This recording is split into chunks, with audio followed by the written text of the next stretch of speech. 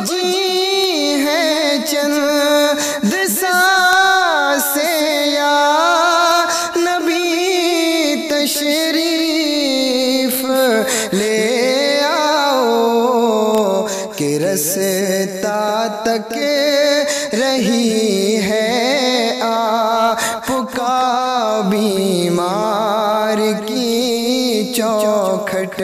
پہ مصطفیٰ کا نام ہو اور چہرے پہ مصطفیٰ کا نور ہونا چاہیے، تب نعروں میں مزے ہیں۔ آج بھی کوئی عاشقی ہے، بندہ کہتا گورنمنٹ خلاف ہے، کوئی کہتا پولیس والے پکڑ کے لے جائیں گے۔ اگر دین کو اس طرح سے عمل کیا گیا تو جینا مشکل ہو جائے گا بھارت میں۔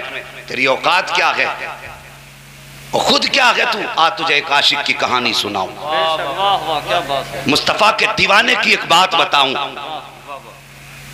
کبھی سچ کا دامن مت چھوڑنا، کبھی حق کو مت چھوڑنا، جان جائے تو جائے لیکن کبھی باطل کے آگے گردن نہیں جھکانی ہے، کبھی نہیں جھکانی ہے باطل کے آگے گردن۔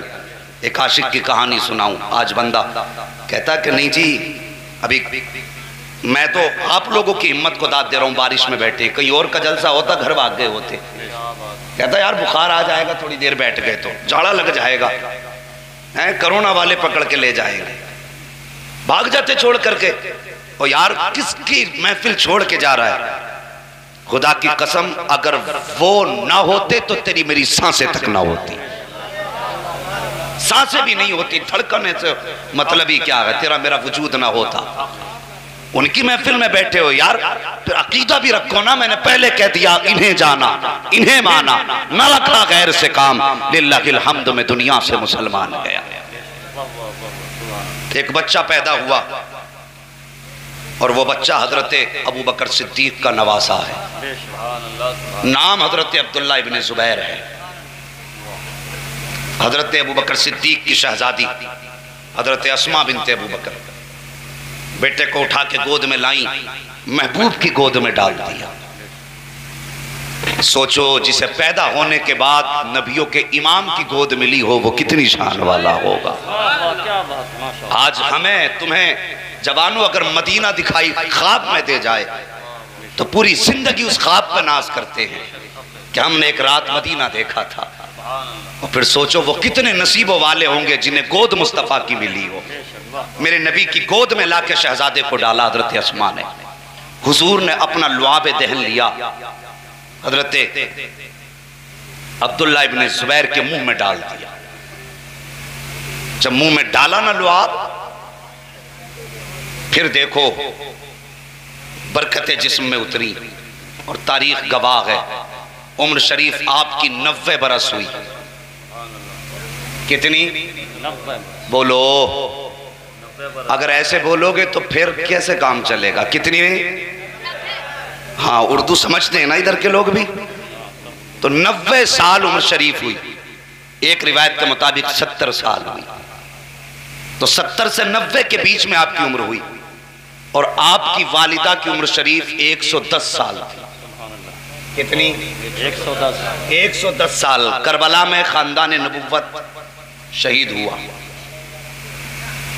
اہل بیت اطہار کی شہادت کے بعد جب یزید کا ظلم بڑھا اور اس نے زبردستی لوگوں کی بیعتیں لینا شروع کی، تو اس کی ایک جماعت بیعت قبول کرانے کے لیے حضرت عبداللہ ابن زبیر کی چوکھٹ تک آئی۔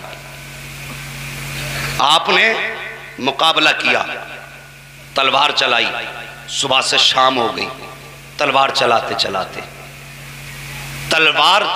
چلاتے صبح سے شام ہو گئی۔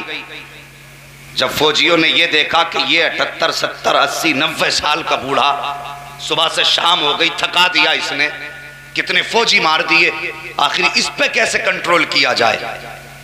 تو کہنے لگے سنو، آپ کے لیے آفر ہے۔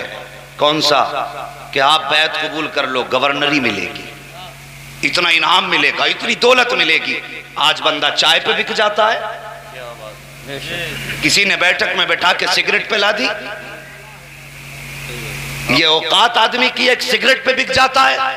اور وہ غلام مصطفیٰ تھے، گورنری مل رہی ہے لیکن تلوار نہیں تھمی۔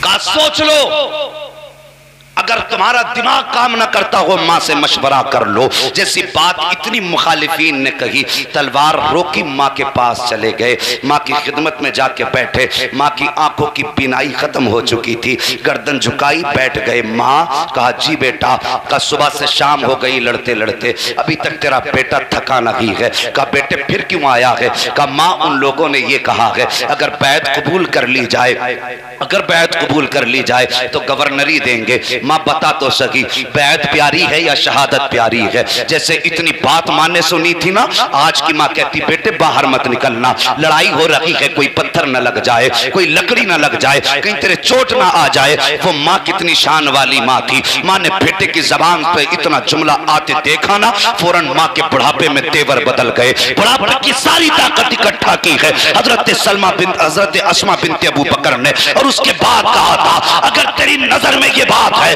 کہ تو ان کی بیعت قبول کر کے سرداری چاہتا ہے, فرماتی جا کبھی اپنا چہرہ میرے سامنے مت لانا, اگر مجھ سے پیار کرتا ہے تو گردن کٹا دینا, ایمان کا سودا نہیں کرتا. سبحان اللہ. نعرہ تکبیر, نعرہ رسالت, مسلک اعلی حضرت فیضان تاج الشریعہ کانفرنس. نعرہ تکبیر, نعرہ رسالت.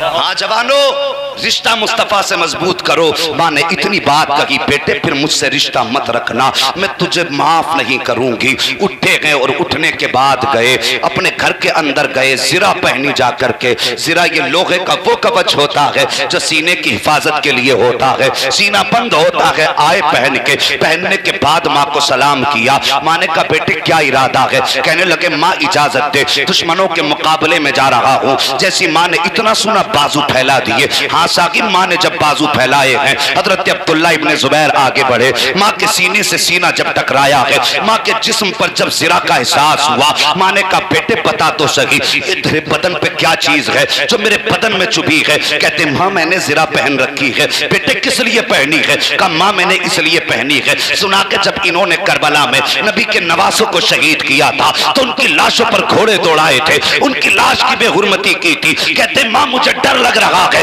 کہیں میری شہادت کے بعد یہ میری لاش پہ گھوڑے نہ دوڑائیں. تو ماں کا جواب سننا جوانو, اور اپنی اولاد کی ایسی پرورش کرو ماں جیسی پرورش حضرت اسماء نے کی ہے. کہتی لخت جگر تو نے کبج کیوں پہنا ہے, زرہ کیوں پہنی ہے؟ کہا ماں تاکہ میری لاش پہ گھوڑے دوڑیں تو میری لاش کی بے حرمتی نہ ہو. ماں نے بیٹے کا بازو پکڑا اور پکڑ کے کہا تھا بیٹے جب بکری حلال ہوتی ہے تو اسے اس سے مطلب نہیں ہوتا ہے کہ قصائی لٹا کے کھال اتارے گا یا لٹکا کے کھال اتارے گا, اس کا مقصد قربان ہونا ہے. کہتا بیٹے اگر نبی کے نواسے پر, نبی کے نواسے کے جسم پر گھوڑے دوڑ سکتے ہیں تو تیرا جسم ان سے زیادہ تو محترم لگی ہے کہ تیرے جسم کی حفاظت کی جائے. کہا جا بیٹے زرہ اتار دے, گردن کٹا دے, جس میں خدا راضی ہے اس میں تیری ماں بھی راضی ہے.